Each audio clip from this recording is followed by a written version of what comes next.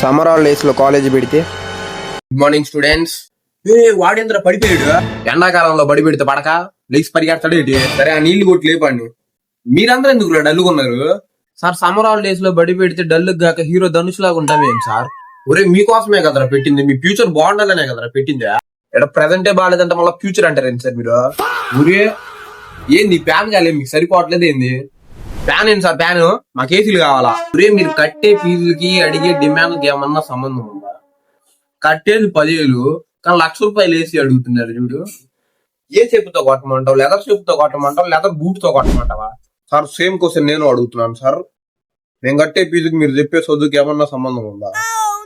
ఆ English sir మొన్న ఊరే మాకు ఇంగ్లీష్ గ్రామర్ చెప్పురా అంటే పక్క సెక్షన్ ఇంగ్లీష్ మేడం తో బీటింగ్ వాడు. ఈ ఇయర్ మన గోల్ ఏంటంటే మన పాస్ పర్సెంటేజ్ 100% ఉండాలి. ఓ సార్ లాస్ట్ ఇయర్ ఎంత ఉంది? 98%. ఏంటిది పాస్ పర్సెంటేజ్? కాదు ఫెయిల్ పర్సెంటేజ్.